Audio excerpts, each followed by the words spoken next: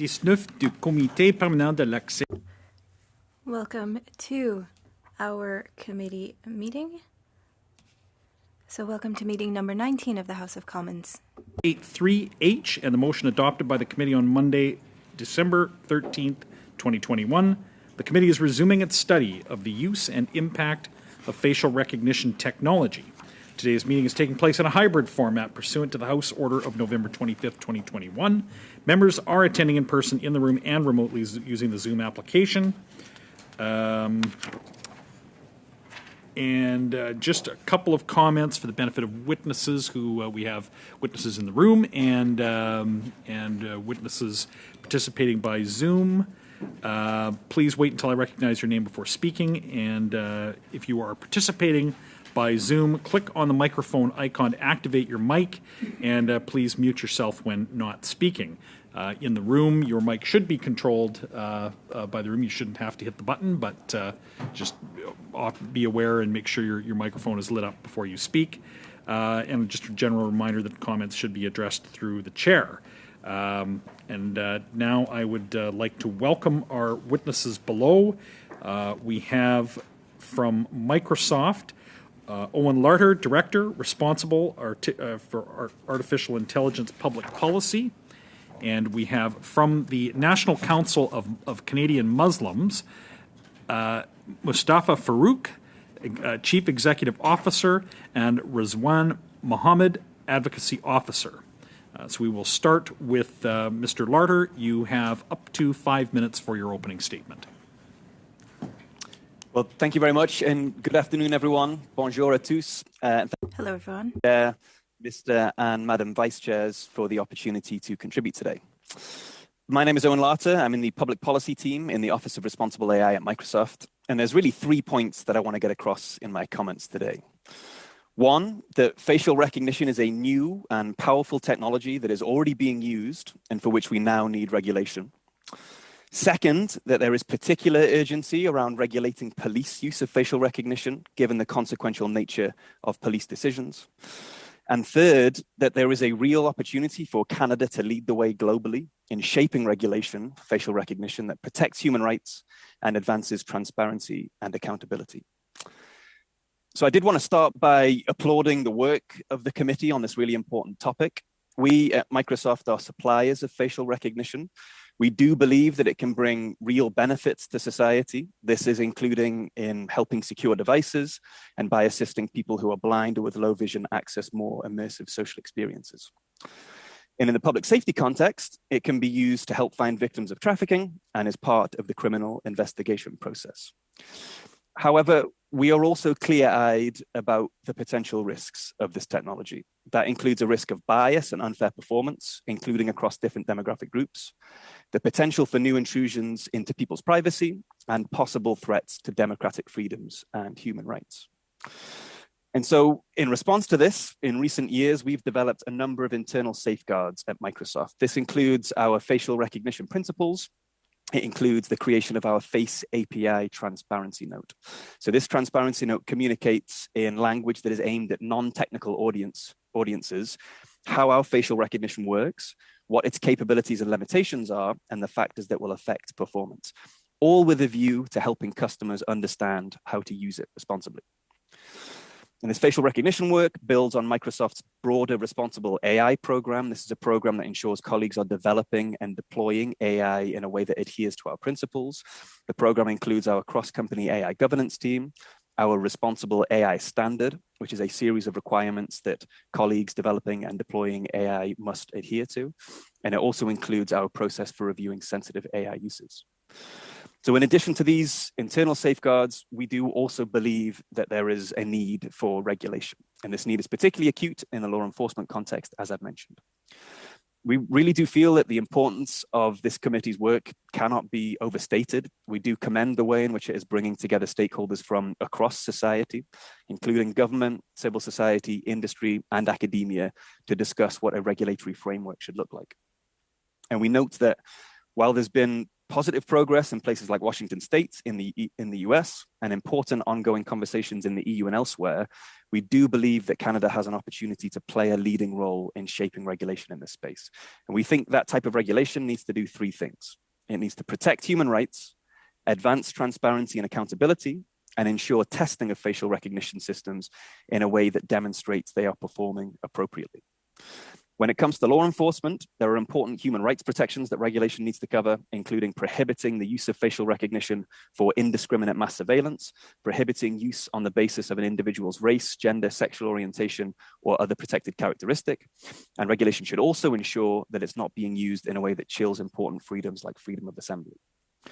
On transparency and accountability, we think law enforcement agencies should adopt a public use policy, setting out how they will use facial recognition, setting out the databases that they will be searching, and how they will task and train individuals to use the system appropriately and perform human review. We also think that vendors should provide information about how their systems work and the factors that will affect performance. Importantly, systems must also be subject to testing to ensure that they are performing accurately.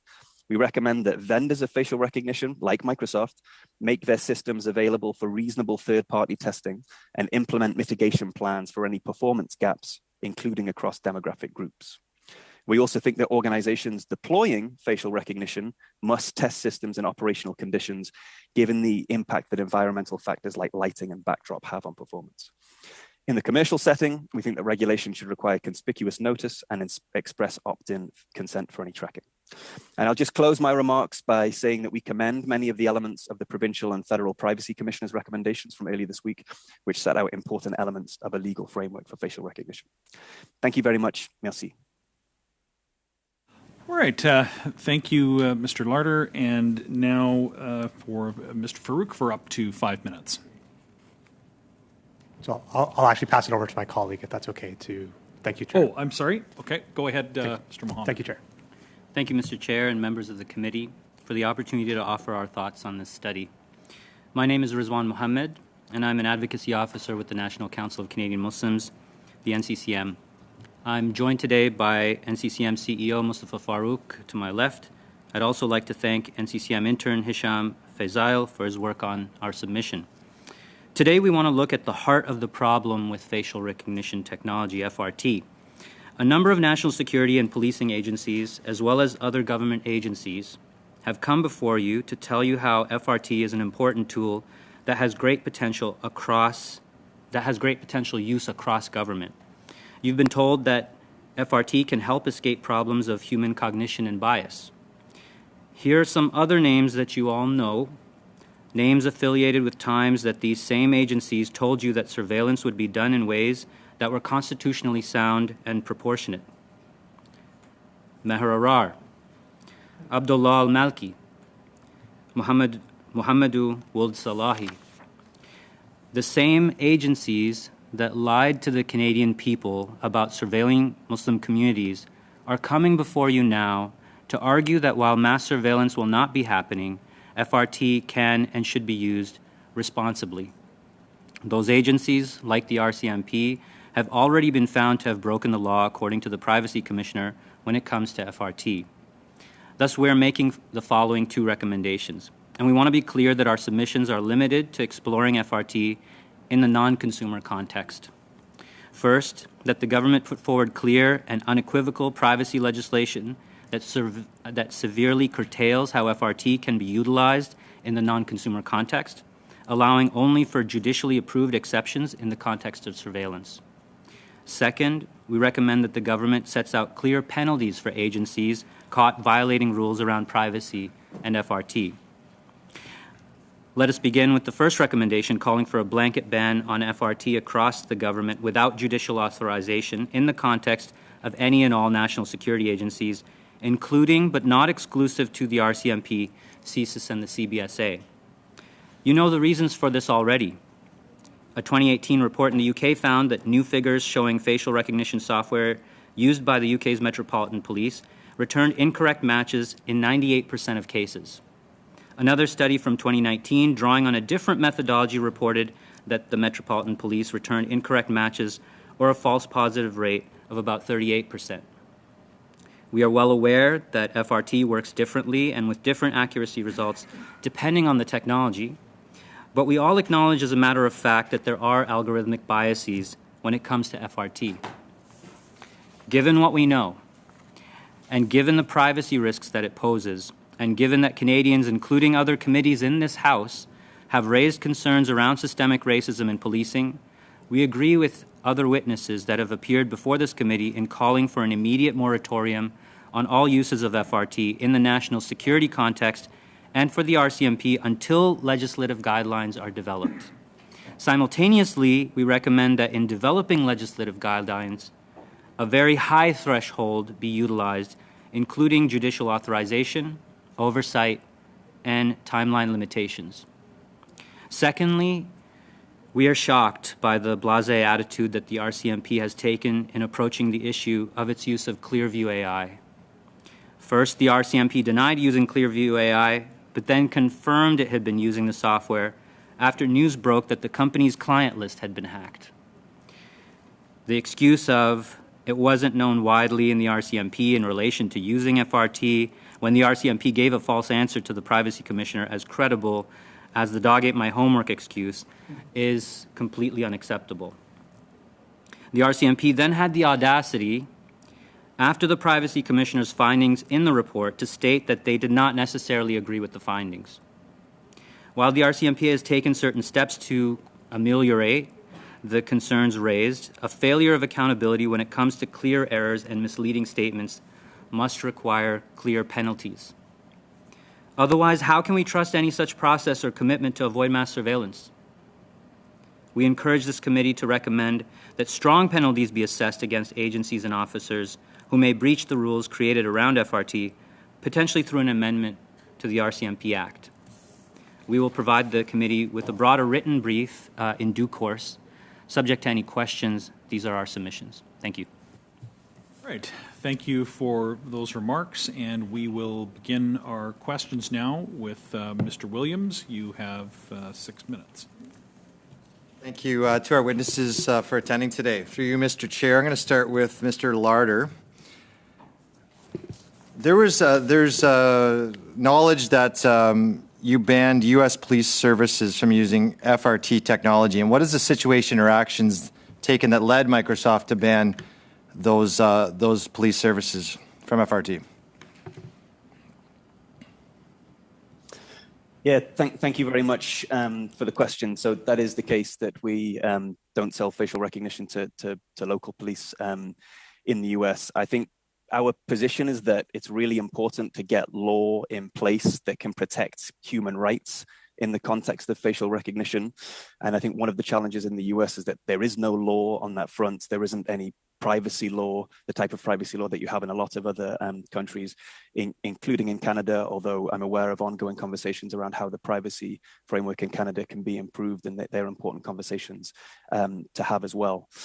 So that's our position, and that's why we're using our voice proactively to attend conversations like this and contribute to important work like this to make sure that we can get in place some robust regulation for the use of facial recognition with particular urgency around police and more broadly to make sure that the technology is being used in a way that is transparent, accountable, and rights protecting. And Mr. Chair, through you, are Canadian police services also banned? That's not the policy as present. Okay. And is that because we have different policies here? Are there policies that Canada has right now that you like? Yeah, I think I come back to what I referenced before. I think there's a sort of framework of laws that we're looking for to ensure that facial recognition used in a way that is rights respecting. I think privacy law is a part of that. I think there's an opportunity to improve privacy frameworks around the world, aware of the ongoing conversation in Canada as well. But the lack of any privacy, any sort of broad privacy laws in the US is the main reason for that position. Thank you. And through you, Mr. Chair, you just talked about how your responsible AI had a set of guidelines that had to be followed for its use. What are those guidelines? Yeah, so we have our broader responsible AI program, which we've been developing for the last few years. It has a few components. We have a company-wide AI governance team. So this is a multi-stakeholder team with some of our Microsoft researchers. So these are world-leading AI researchers sharing knowledge about where the technology is, around where the state of the art of the technology is going. They come together with people working on legal and policy issues and people with an engineering background to oversee the general program. In terms of the other components, we also have a responsible AI standard. So this is a set of requirements across our 6 AI principles, which I can go into detail on, that ensure that any teams that are developing AI systems or deploying AI systems are doing so in a way that meets our AI developing the systems are doing so in a way that meets our principles. The final piece we have is also a sensitive use review process. So this comes into play when any potential development or deployment of a system hits one of 3 potential triggers. So anytime a system is going to be used in a way that affects an individual's legal opportunities or legal standing, anytime there is a potential for psychological or physical harm, or anytime there is an implication of human rights, then the governance team that I mentioned will come together and review whether we can move forward with a particular deployment or development of AI to ensure that it's being done in a responsible way. And you can imagine that those conversations apply across all of our systems, including the discussions that we're having on facial recognition. Thank you. And through you, Mr. Chair, you talked about proper testing protocols. What recommendations would you make to our committee on what you're using for proper testing protocols? And do they use also human review in terms of looking at that technology? Yeah, thank you for the question. We really do think this is a really important part of the conversation, and it's for a number of reasons. The accuracy of facial recognition has improved markedly in recent years. There's some very good research being done by the National Institute of Standards and Technology in the US, or NIST, that shows that accuracy has improved markedly for the best performing systems in recent years. There is, however, a very wide gap between the best performing systems and the least well performing systems, and the less accurate systems tend to be more discriminatory as well. So we think testing is really, really important. There are a couple of components to it. We actually think that vendors like Microsoft should allow for their systems to be tested by independent third parties in a reasonable fashion. So we allow for that at the moment via an API. A third party can go and test our system and see how accurate it is. And we think that vendors should be required to respond to any testing and address any material performance gaps, including across demographics. So that's one, vendors doing something on the testing side. We also think it's really, really important that organizations deploying a facial recognition service test in operational conditions. So if you're a police customer and you're using a facial recognition system, you shouldn't just take the word of the vendor that it's going to be accurate in the abstract. You also need to test it in operational conditions. And that's because environmental factors like image quality or camera position have a really big impact on accuracy. You can imagine if you have a camera that is placed looking down on someone's head, and if there are smudges on the lens, or if there is a poor quality imagery going into the system in general, that's going to have a really big impact on performance. So there should also be a testing requirement for organizations deploying facial recognition to make sure that they know that it is working accurately in the environment in which it's going to be used. Thank you very much, Mr. Lauder. And now for 6 minutes, Ms. Hefner. Thank you very much, and thank you to all the witnesses for joining us today. I'd also like to start with you, Mr. Larder. I was reading an article by Microsoft's Brad Smith, which was written in 2018, covering a lot of the similar issues that you were talking about today. The technology, facial recognition technology, was being developed, and Microsoft was calling on governments to impose regulations on the industry. So I'm wondering if you can just reflect on how that works, where tech giants can come up with this technology and then ask governments to regulate it. Is that how it should work? Are there better ways that we can maybe, as technology is being developed, bring governments in? I'm just hoping you can reflect on that a bit. Yeah, it's a really important question, and we definitely think that it's for government to play a leading role in creating a regulatory framework for technology in general, and including technologies like facial recognition. And so what we've tried to do over the last few years is a couple of things. Firstly, implement internal safeguards so that we're doing our bit as a vendor of facial recognition to make sure that the technology is being used responsibly. I talked about our responsible AI program. We also have our Face API transparency note, which I think is a really important part of the conversation and hits at this need for transparency around how facial recognition is developed and deployed. So this transparency note is a document that we make publicly available, and it is clear about how a system works, around some of the capabilities of the technology, but also the limitations of our technology, what it shouldn't be used for, the factors that will affect performance, so that a customer using the technology is well informed and able to make informed and responsible deployment decisions. So that's some of what we've been doing internally. We do also think, because it's really important to build trust in technology in general, and particularly in facial recognition, given some of the potential risks it can raise, which I mentioned in my remarks, that there is also a need for a regulatory framework. So we are keen to support those conversations. That's why we're very happy to be invited to discussions like this today, and really want to contribute our knowledge around how the technology works and where it is going, so that we can create, led by governments and in conjunction with others across society, like civil society, a good, robust regulatory framework for technology, so that the benefits of this powerful technology can be realized, but in a way that also addresses some of the challenges. Thank you. And in your opening remarks, you went over a bunch of different ways that FRT is being used for good reasons and for possibly bad reasons as well. Can you let this committee know, through you, Mr. Chair, how widespread is FRT in our society right now? How is it affecting the lives of everyday Canadians? Yeah, it's a very good question, and I would say it is increasingly used. It is a technology that can have a lot of benefits, and I think individuals and organizations are realizing that. So there are a few different applications. A lot of them are to do with security, so verification using facial recognition. For example, when you're logging into your phone or your computer, often that is done through a facial recognition tool now.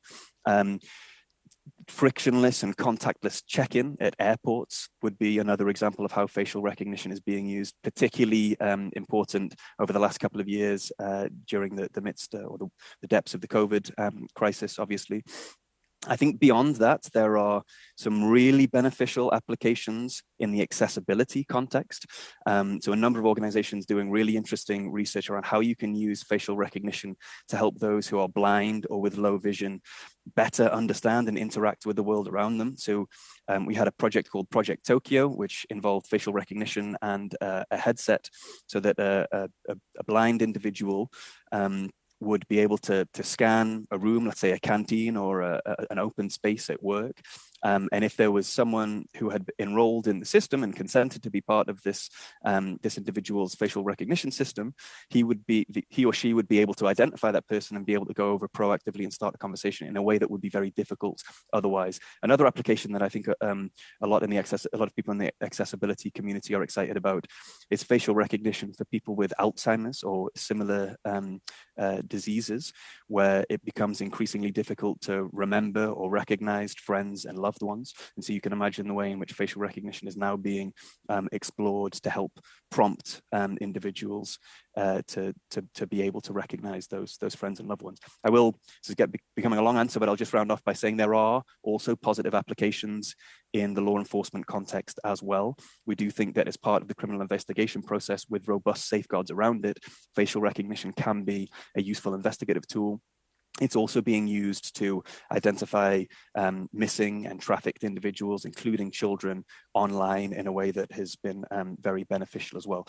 So some real benefits there, but again, the challenges that I also mentioned, which is why you need a regulatory framework that can realize those benefits in a way that addresses the challenges. Okay, thank you very much. Mr. Chair, I have about 30 seconds left. I would just like to give this committee oral notice of a motion that I distributed yesterday that pursuant to Standing Order 1082, the committee undertake a study that examines the issue of digital surveillance by employers of Canadians who work from home, including the prevalence of digital surveillance by employers, what type of surveillance is being collected, how personal surveillance data is being stored and secured, what rules are in place to protect employees' privacy rights while working from home, and data collection, disclosure, and permission rights of employees, and that the committee report its findings and recommendations to the House. Thank you. You were giving notice of this. Oral notice. Thank you. Received this, so it was. We okay. Thank you very much. Indeed. Thank you. And now, Monsieur Villemeux, pour 6 minutes. You have 6 minutes. Thank you very much. My questions are for Mr. Larder, please. Mr. Larder, you said that Microsoft doesn't sell their services to police agencies. Does Microsoft have military or surveillance agencies as their clients? Yeah, thank you for the question. So we do think that facial recognition can have applications in the security and law enforcement context. I think what's really important to note here is that we take a risk-based approach to how we assess using a system and the kind of customers that we will work with. So our sensitive use review process that I mentioned, where we have those 3 triggers, anytime we're going to deploy those, a system, whether it's facial recognition or something else, in a way that will hit one of those 3 triggers, we go through a robust sensitive use review process. So we do make our facial recognition available for law enforcement and security uses.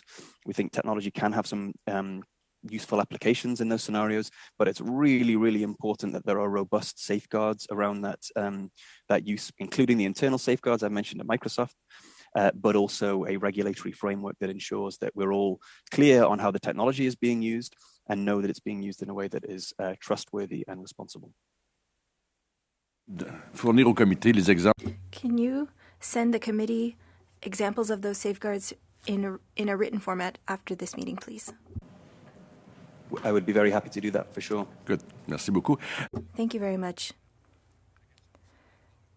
My question might seem strange, but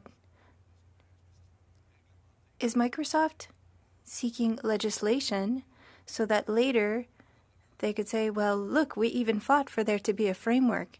It may not seem relevant, but does this protect Microsoft to have such a framework in place? I think it does protect Microsoft to have a framework in place, but maybe not necessarily for the reasons that were mentioned. We generally think that it's really important to build a regulatory framework for technology in general that engenders trust and shows that technology is being used in a trustworthy fashion. We have been around for a while now. We're almost 50 years old as a company, and we realize that if society is going to reap the benefits of technology, if people are going to use it, then they need to trust it. And regulation is a really important part of building that trustworthy framework. That's what we advocate for in general, and that's particularly why we are investing time in trying to advocate for robust safeguards around facial recognition, given the way that it is a very powerful technology with some very positive applications, as I mentioned, but potentially some challenges as well. And so creating a framework around facial recognition that ensures that it can be used in a trustworthy way, in a way that the public sees as trustworthy as well, is very, very important for society so they can reap the benefits, but also to make sure that this technology is used over the longer term as well. J'aime beaucoup votre approche. I really like your approach. And all of the information that could be given on the safeguards or the type of programs or FRT responsibility, would you be able to send that to us? That would be great. Now I have another question from left field. Is there a link between FRT and the new metaverse? Oh, good question. Yes, well, I would say thank you very much for the for the invitation to submit materials. We would really appreciate that opportunity. We do think that the work that the committee is doing here is very, very important, and we want to be as supportive and helpful as possible. So appreciate the opportunity to send some materials, and we will do that. In terms of the metaverse, yes, everyone is getting very excited about the opportunities in the metaverse, and I think that is right. There will be a number of technologies that go into creating the metaverse and ensure that it is performing in a way that people are excited about and is responsible. I think facial recognition will certainly be one of those technologies alongside a whole host of other technologies.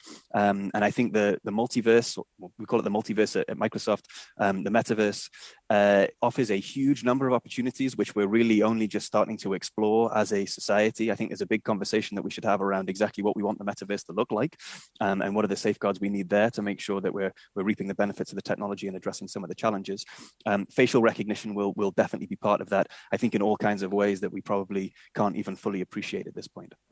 Merci beaucoup pour la réponse. Thank you very much. This is a discussion that we will probably have at another committee as well. And now tell me, the main clients for Microsoft on FRT are based in which sector of activity? Yes, so there's a real mix of different sectors. I think a lot of the applications we actually use ourselves. So things like Windows Hello on our Microsoft devices. If anyone has a Surface or a Windows device, Microsoft Hello is a big part of that. And then more broadly, there are a lot of security and verification applications, particularly banking and aviation have been exploring this type of security approach. We have a bank in Australia, for example, that has been exploring using facial recognition to do pinless interactions at an ATM. So you would just verify yourself with your face at an ATM, and you can withdraw cash. So those are a lot of the applications. They tend to be around verification and security, getting into devices and such. Merci beaucoup. Thank you very much. With that, we now go to Mr. Green for 6 minutes. Thank you very much. My first questions will be through you, Mr. Chair, to Mr. Larder. Mr. Larder, I'm going to put some questions to you in a rather rapid-fire way. When you hear me say thank you as an intervention, it's to take back my time and move on to the next question. So don't take it as a personal affront, but I do have an urgency in the way in which I'm going to ask these questions. I've heard today that you have not banned the use of FRT technology in Canada with law enforcement.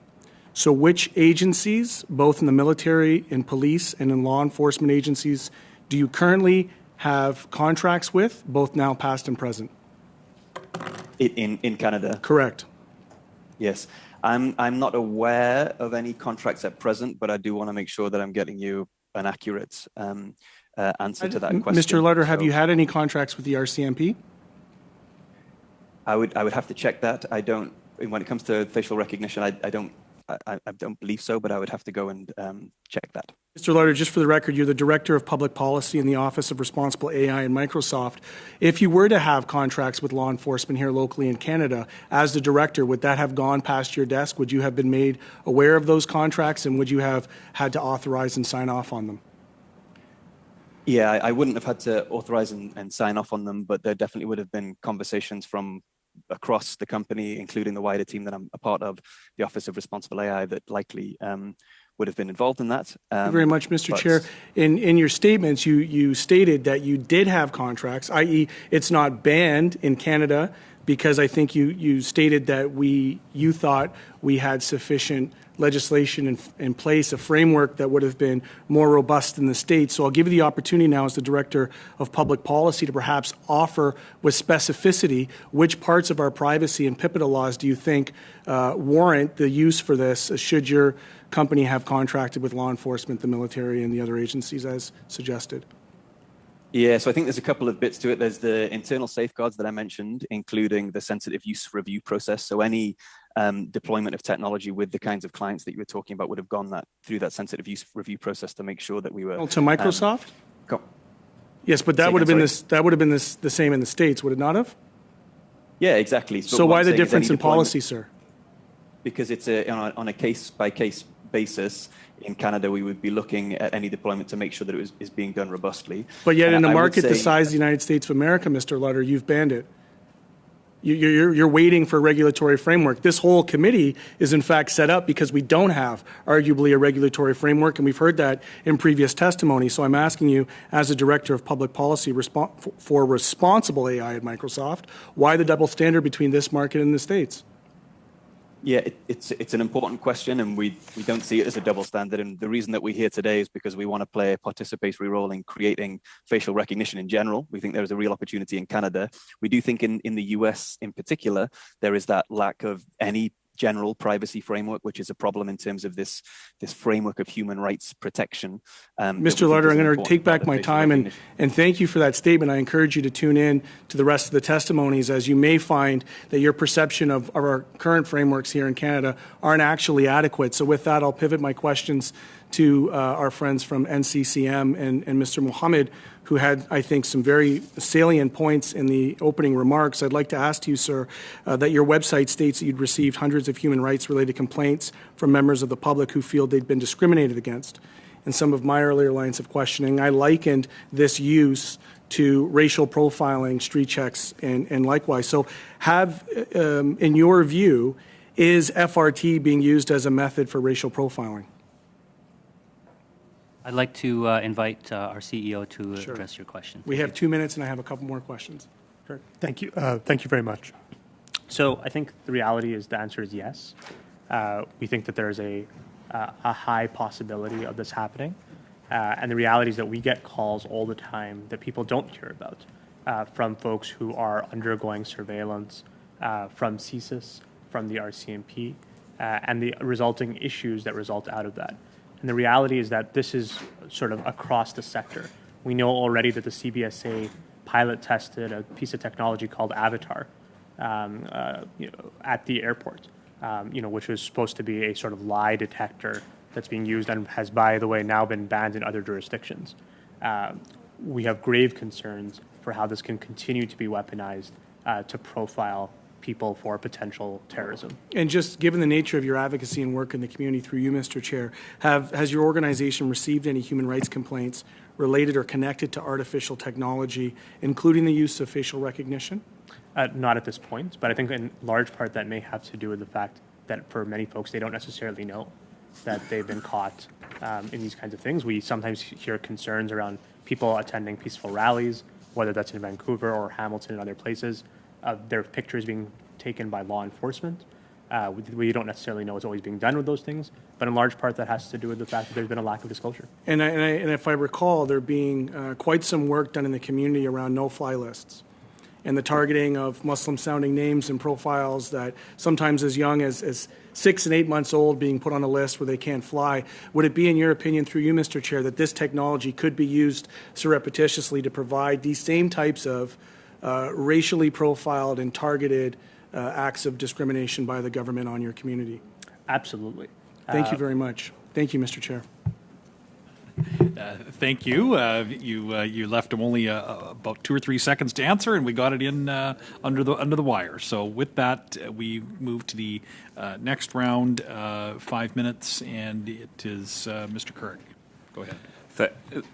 Thank you very much, Mr. Chair, and thank you to our witnesses here today. And let me start, as I often do, inviting the witnesses, if they, either in testimony today, are not able to have an adequate chance to expound on their answers, feel free to submit further documentation to this committee. It is certainly welcome and helps us. So please be welcome to do that. To Mr. Ladner, as an example to frame my question, cameras were initially designed, the chemicals that were used were specifically created around the acknowledgement of generally a white person's face. And I know I've done some reading and seen some documentation on that being the case. So there are technical limitations to FRT, and I'm wondering if you can comment if Microsoft has taken that into account in the development of its technology and the possible implications that would have specifically when it comes to things like different races, genders, etc., coming into account with the use of FRT. It's a really important question, so thank you for that. And as I mentioned, I do think one of the big risks that needs to be addressed through regulation is the potential risk of discriminatory performance in facial recognition technology. And so that's something that we've been very mindful of as we've been developing our technology, making sure that you have a representative data sets that you're training the facial recognition on so that it can perform accurately, including across different demographic groups. We would say this is where the testing piece is very, very important, that you sort of don't just take our word for it. We think it's important that vendors make available their facial recognition for that reasonable independent third-party testing that I mentioned, so that you're able to scrutinize how companies selling facial recognition are doing in terms of the algorithms that they are building. And that type of scrutiny, I think, is really important in terms of raising the bar. Thank you. I like Mr. Green acknowledge that we have a short amount of time. So in about 30 seconds, could you share with this committee the relationship between FRT and artificial intelligence?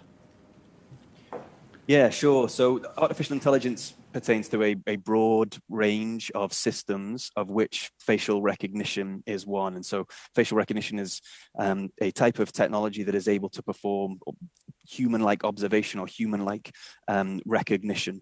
And so we would class facial recognition as a type of AI alongside a variety of other AI systems. Thank you very much, and to our friends from the NCCM. So we've heard you reference needed amendments within the RCMP Act. Are there any other acts that, in your opinion, would need to be amended to ensure that we address some of the challenges that are faced when it comes to things like racial profiling? Well, I think we may also want to look at the CSIS Act as well. Sure. I think the reality is that we still don't know, and to the best of my knowledge, this committee has not been told about whether CSIS uses facial recognition technology. That's a knowledge deficiency that Canadians deserve to have the answers to. And so depending on those sets of answers, we may also be thinking about what does that look like in terms of penalties for non-disclosure. Sure.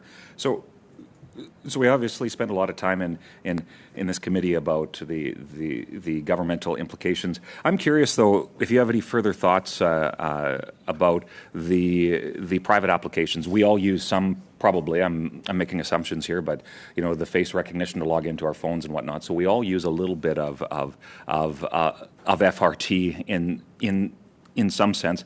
Would you have any comments as to not just the public implications of the use of this technology, but in terms of the private application as well, whether it be on technology like personal electronic devices or otherwise within stores and that sort of thing? Unfortunately, we're not experts in the area of how this could be looked at and from a consumer perspective or a corporate perspective.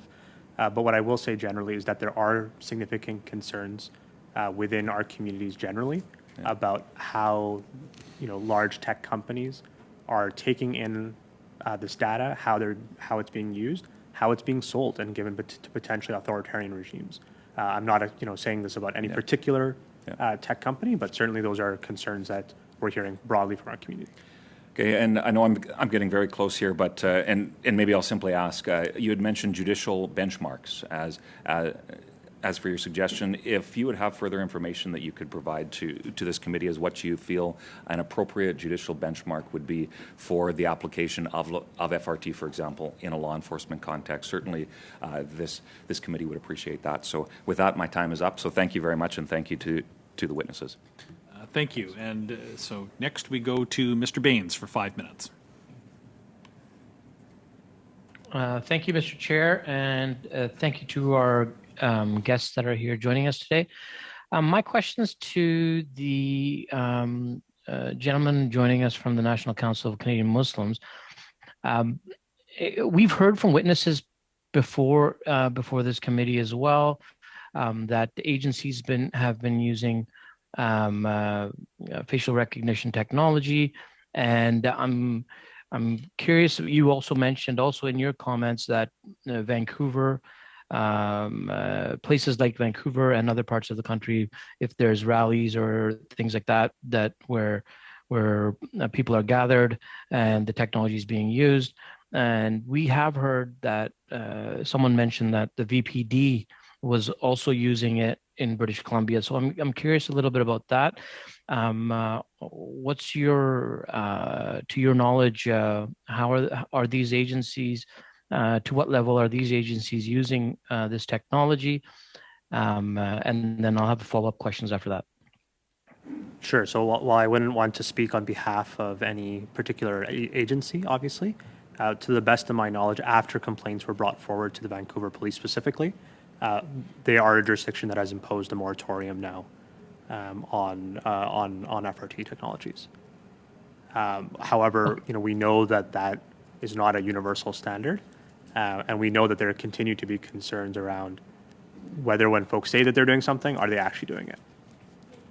Okay, thank you. And have you been engaged by any of these police agencies, Canadian police authorities, about facial recognition technology? Very peripheral conversations, no. No, okay. And what, other recommendations? Have you put recommendations for improving Canada's legal framework for governing artificial intelligence technology forward? Have you made submissions? Other than to this committee, nothing formal other than sort of, other concerns around online harm regulation and the role that AI plays in that conversation. And is there a reason, like, you have not been able to engage with these agencies, or have you reached out?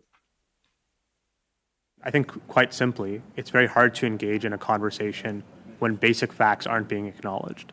So when CSIS tells us that they're not going to answer a basic question, the same question they haven't answered to you right now about whether facial recognition technology is being used, it becomes very hard to get any sense of accountability. It becomes very hard to have a conversation. When the RCMP tells us one thing and they tell Canadians one thing and they tell the Privacy Commissioner one thing, it becomes very hard to have a good faith, honest conversation about what the future could actually look like. I think all of us are interested in a world in which law enforcement uses facial recognition technology responsibly. Folks are right when they say that there are potential good use cases where things, especially in child pornography and cases like that, there are potential good use cases. But the reality is that our agencies here are simply, and for all the reasons that you all know about, vis-a-vis systemic racism and so many of these other challenges, are simply not meeting the standard that I think Canadians expect them to. Thank you. And if I have time, I have a quick question for Mr. Larder. Several witnesses have raised concerns over the fact that facial recognition technology has been shown to misidentify racial individuals more often than white individuals, and we've heard that on numerous occasions here in this committee, of course. How does your organization address that risk?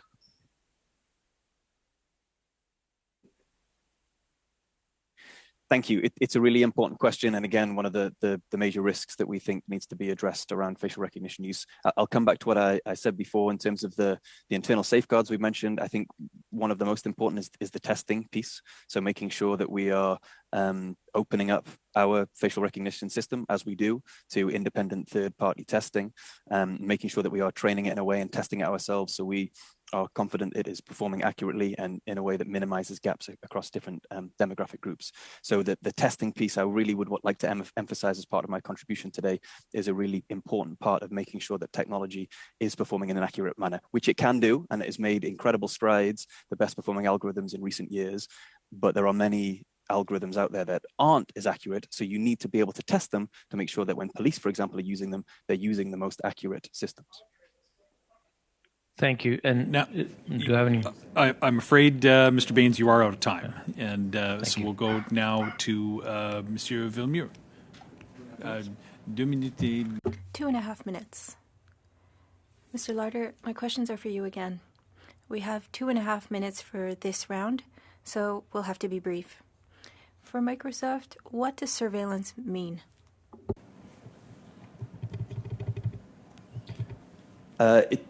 Surveillance would be, I guess, observing individuals or groups. Avec ou sans leur consentement? With or without their consent? I think it could be done without their consent, and that would be problematic. I think it could be done with their consent. I think in large part you would think of surveillance being done perhaps without an individual's consent. When we know that sometimes FRT, and not all research shows this, that it can show somebody's sexual preference or political preference, when we get there, there's no freedom available. We're constantly being surveilled. I think these are real concerns that need to be addressed. Again, that's why we're advocating for regulation. I think we're skeptical about some of the claims around what facial recognition can do, like intuit an individual's political beliefs just by looking at them. And so I think a conversation around regulation, which identifies those uses that are permitted, and also importantly, those uses that are not permitted, is a really important thing to have. Réglementation pour le moment au Canada. For reglementation in Canada, is Google working with any intelligence services currently? Est-ce que oui. Google or Microsoft, sorry. Non, mais je m'excuse. Apologies, Microsoft. Not to my knowledge, no, not that I'm aware, not with facial recognition in Canada. Okay. Pas de gouvernement, pas d'agent. No government agencies, no security, no military, no surveillance. To my knowledge, we're not. Okay. Est-ce que vous... Do you sell and buy data? Not in relation to facial recognition necessarily. We wouldn't sell any data that we're using in relation to our facial recognition systems. We think, that would be my answer. Thank you. And we'll go next to Mr. Green for 2.5 minutes, and after that we will have another round. So just to be clear, we'll make sure we have a full hour with these witnesses. So go ahead, Mr. Green, for 2.5 minutes. Thank you. Through you, Mr. Chair, to Mr. Larder. Mr. Larder, I alluded to this, but I want to make sure that there's 100% clarity in my ask. I'm asking you and requesting that for the purpose of this study in this committee, that you provide this committee with a list of all contracts, both present and past, related to our public safety, government-related, military-related, law enforcement, and police agencies in Canada, given that you were unable to provide that testimony here today. Do you understand that request? I do. To my knowledge, we don't have any contracts to that effect, but I understand the request. Thank you very much. I do appreciate that. Through you, Mr. Chair, to Mr. Farouk. Mr. Farouk, I believe I heard in your opening comments some talk around legislative reforms, and I want to, I think, underscore my perception of where we're at in this country with testimony that we've heard previously from our other guest witness, and just ask if you have contemplated within your submission with specificity different ways in which we can tighten up our frameworks to ensure that we have knowledge of the use, to ensure that we have accountability of the use, and that is done in a way that is in accordance with our charter rights. So I'm just wondering if you can expand on any of your earlier comments about some of the legislative improvements that you feel we should make. Absolutely, and thank you for this very important question. I think we will provide a longer exploration in a brief submission. But what I would say in general is, first of all, I think the banning of real-time FRT in places like airports at our borders is important as we think about a general categorization. And in terms of investigative tools, while we're calling for a moratorium until these policies are developed, we think that the setup should be very similar to how it works when the police are trying to obtain any search warrant, that they appear before a judge and that they put forward their argument and their best case scenario with clear documentation that is then provided to the public. And we'll provide specific submissions on the sections and subsections that we think need to be amended. Thank you very much, Mr. Chair. Thank you to the witnesses. Thank you. And so next we go to Mr. Bazan. You have 5 minutes. Thank you, Mr. Chair, and apologize I'm not with you guys in person today, dealing with overland flooding in the riding and in my own yard. So anyway, I want to direct my questions to start off to Mr. Farouk and Mr. Mohammed, and just want to drill down deeper because as we go forward in this regulatory process, want to make sure that we check all the boxes of which legislation we need to focus in on. And so you've already mentioned CSIS and the RCMP. You've also talked about criminal code amendments that are going to have to happen, Privacy Act, PIPEDA Act. I know that also under National Defense, CSE, is mainly doing the online chatter and listening in on that. And maybe they have the formula that we need, because for them to listen to, any Canadian, because them or any of our allies, like under the Five Eyes, you can't do indirectly what you're not allowed to do directly. They have to get warrant or ministerial authorization for issues surrounding national security and national defense. Is that what you're suggesting is the steps that we need to take to ensure charter rights are protected of Canadians? Through the chair, if the chair permits me, I'd first of all like to say that we're all hoping that you're doing okay, and that your neighbors and everyone else is doing okay. A lot of water around here, I can tell you that. Yeah. What I'll say generally is that I think if the question is, do we think that, as has been legislatively set out, the standards for obtaining warrants should be similarly applied to FRT in investigative contexts, then generally, I think there are a couple of some slight nuances that need to be done. That generally the answer is yes. There should be a judicial. So what's the nuances then? So I think the nuances come in to some extent in looking at the bundle of, when you're doing like a Section 8 search, the bundle of evidence that would go before a judge. And I think that's sort of where things would kick into play. Some of the testimony that we've heard from police and agencies is that, Clearview AI, who was doing a lot of the facial recognition technology for police agencies across Canada, including the RCMP, and sounds like CBSA, are no longer using it because Clearview said that they are no longer offering the service to Canadian agencies. However, have you ever heard of Intel Center Check, who also has FRT technology and whom I'm under the impression may have contracts with the RCMP and potentially CSIS?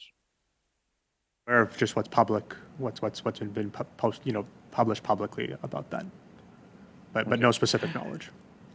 No, okay, thanks. So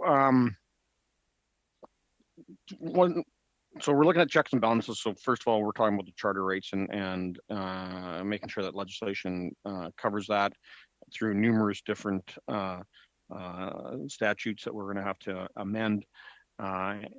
The issue comes down to now the built-in bias, as so many of our colleagues have already alluded to. That everything was always developed around facial recognition with white faces, so brown and black faces are of course, we're seeing a lot of discrepancy in there and inaccuracies. So as been suggested by different intel companies and police agencies, are going to put more human interaction in that process. Would that satisfy the concern that your community and others may have here in Canada? The precise nature of the question, is the question whether more human interaction would ameliorate the problems of FRT? Am I understanding that correctly? Yeah, that's what I'm asking. That there always has to be a human, check on anything that FRT and AI are suggesting as a person of interest. Respectfully, I actually don't think that would be entirely sufficient. I think the reality is that while, of course, human checks are important, we also know that within our police agencies, there is a problem of systemic racism and bias. And so I don't think that would be fully sufficient. We think that the courts are the place to get those checks and balances, and then clear information about how many folks, how much FRT is being used by a given agency, how that data is being stored, timelines of destruction of data are all provided for you as parliamentarians. We think that's really important. And now to Ms. Khalid for 5 minutes. Thanks, Chair. I'll maybe go to Mr. Larder first. Mr. Larder, NCCM today proposed a moratorium on facial recognition technologies. What does your organization think about a moratorium for non-commercial uses of FRT? Yeah, we think there's, sorry, a bit of an echo. Definitely the need for regulation, as we've been advocating today. I think we would suggest investing time and resources in creating that regulation. It takes a lot of time and investment to get any initiative progressed. So focusing on creating regulation, I think starting with law enforcement uses is what we would suggest. I think we would also suggest taking an incremental approach to regulation in this area. It is the case that the technology is developing rapidly. It has improved markedly in recent years. So I think starting with regulation of law enforcement use, which is the most acute need as we see it, would be what we'd recommend, and investing time and effort into that rather than on advancing a moratorium would be our suggestion. Thank you. To Mr. Farouk, then, do you agree with what Mr. Larder is saying? I think, respectfully, I think we may have a difference of opinion on this question. We think that the potential risks posed to Canadians through FRT, and given the fact that unfortunately our law enforcement agencies have not been appropriately forthcoming in the non-commercial context, we do think a moratorium is appropriate, and that's the same position that, of course, other witnesses who have appeared before this committee have taken. Until the fulsome privacy kind of context and regulations can be developed. Thank you. So you've outlined how difficult it is to get a truthful or an open, transparent answer from law enforcement agencies across all levels. How would you propose that a moratorium would be implemented specifically, and how would it be enforced? I think that there are a number of measures. Of course, I think it would require potential regulatory or statutory change. We would be happy to provide a more fulsome answer in terms of precise suggested legislative language in our written brief as well. Thank you. I'd appreciate that. And to Mr. Larder, your company does business all across the world. Are you aware of any states that are using FRT in surveilling their populations? Thank you for the question, and apologies as the lighting in my room appears to have gone out. I hope people can still see and hear me properly. I think there are definitely a number of countries across the world that are using facial recognition, particularly non-democratic countries, to surveil their populations in ways that I don't think any of us would necessarily think are positive. So we don't engage in that type of activity to help with that type of surveillance approach.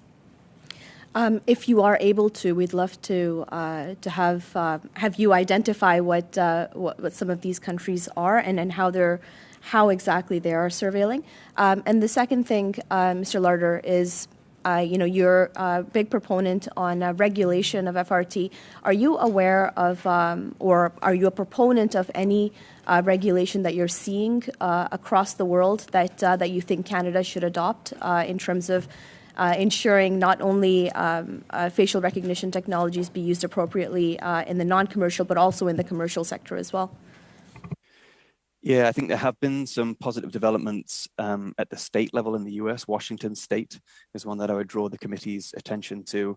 There is a law that is in effect as of July last year which does lay out some important transparency and accountability measures. It does provide for the testing that I mentioned, and it does provide, very importantly, for the human oversight piece as well, ensuring that any individual, any system output is reviewed by an individual before a decision is made, and making sure that that individual is appropriately trained to do so. So Washington State is certainly one that I think is worth looking at. How much time, Chair?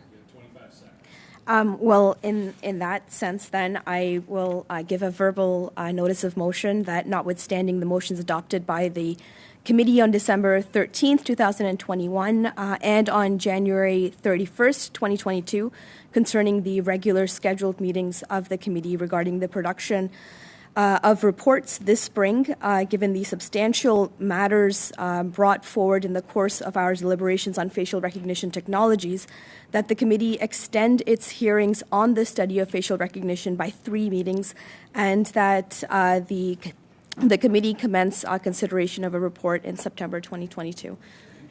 Thank you. Again, I think we got that on notice, and there are other motions that were placed on notice today as well. So, but thank you for that. And with that, we will go next to Monsieur Villemur for 2.5 minutes. Merci, Monsieur le Président. Thank you, Mr. Chair. I have more questions yet again for Microsoft. I'm very interested in what you're doing. So, is it possible that criminal entities or foreign actors or any kind of third party would be able to infiltrate and falsify artificial intelligence data? It's a good question. I think there's definitely a need for robust cybersecurity around technology in general. Microsoft is making significant investments on that front to ensure that the variety of technologies that we provide are secure and that our customers can remain secure. But I would say, yes, there are certainly threats that we all need to be mindful of in ensuring that technology is developed and used securely. Il y a déjà eu de tels bris de sécurité. Has there ever been any breaches in Microsoft around the world, to your knowledge? I mean, my focus is more on the AI systems piece and using it responsibly. So this is a little bit outside of my area of expertise. But I think there's always the threat of malign actors, and so responding robustly and with significant investment, which is what we are doing, I think is the right thing to be doing. I'm afraid I can't give much more of a specific answer than that, because this is sort of outside of the issue area that I... Thank you very much. And if you could give us that information in writing, that would be great. Now, what would be limits that shouldn't be breached for FRT? Yeah, I think this is a fundamental question as part of the regulatory discussion. I think deciding what is a permissible use and what is not a permissible use is really important. So we have some suggestions on this front. We do think that indiscriminate mass surveillance is not something that should be permitted. We also think that discriminating against an individual on the basis of race, gender, sexual orientation, or other protected characteristic should be prohibited. And also the democratic freedoms piece, which we've discussed today, which is really, really important. I'm pleased to hear that it's part of the discussion, is one to address as well, making sure that the technology, that it's not used in a way that undermines fundamental freedoms like freedom of assembly. I think those are some core uses that we would suggest. One that's maybe more specific to the law enforcement context as well is that we think it's important that the output of facial recognition is not used as the only reason or the only piece of evidence to take a material decision, for example, to arrest someone. And so any facial recognition... I'm going to have to move on. We're significantly over time for Mr. Villemur, and we will now go to Mr. Green for the final questions. Thank you, Mr. Chair. Ms. Khalid, in her line of questioning, I think raised a very important point as it relates to creating a legal framework, and that is what I'll call the duty of candor from our security agencies, police, military, CBSA, and how they're using these. And I want to through you, Mr. Chair, to Mr. Farouk, note a August 31st, 2021 Globe and Mail report where the court admonishes the CSIS once again for the duty of candor and noted some other cases where breaches had occurred in the way in which they sought out warrants and the way in which they sought to surreptitiously surveil Canadians unlawfully, quite frankly. So through you, Mr. Chair, to Mr. Farouk, in your experience doing the advocacy work that you do, because now we're on the human side of the application of the tool, could you perhaps share with us instances where our agencies, our security and public safety agencies, may not have been forthcoming in the way in which they were surveilling members of the Muslim community? Sure. Well, I think that the perhaps preeminent most recent case of relevance for this committee was a decision of Justice Gleeson from the federal court about a year and a half ago. This was a stunning decision by Justice Gleeson where he essentially eviscerated CSIS for a persistent habit of trying to mislead the court. Most of us would call that lying, but as lawyers we call it breaching the duty of candor. And it's that this has been a habit that's not just been noted by Justice Gleeson; it's been noted by Justice Mosley as well at the federal court in other sets of decisions. And eventually, the director of CSIS, Director Vignault, came forward to say, yes, there may have been problems, but stunningly, and I think we've been clear on the record about this. Unfortunately, this government chose to appeal that decision, and which is still before the courts. And I think it's the question of what are we actually going to do to challenge our national security agencies when they mislead folks remains an open question. Thank you. And so, Mr. Chair, would it be your opinion through you, sir, to Mr. Farouk, that any contemplation of regulating the technical aspects of this must also include corresponding ethical frameworks for government and law enforcement agencies to ensure compliance and full transparency in dealing with these tools? Sorry, would you mind repeating the question? That any contemplation of regulation of the technology of this within the context of this report ought to carry with it a compliance and oversight and accountability framework for the human actors with this, including our law enforcement and policing agencies. Yes. To ensure the duty of candor with specificity, sir. Yes, absolutely. Thank you very much. Those are my questions. Thank you very much. And my thanks to all of our witnesses today. And with that, I'm going to suspend and we will resume in camera, and so I'll ask our witnesses to, with our thanks, to leave the room relatively quickly, and we will carry on in camera in a moment. Meeting suspended. A few minutes. So yes, meeting suspended.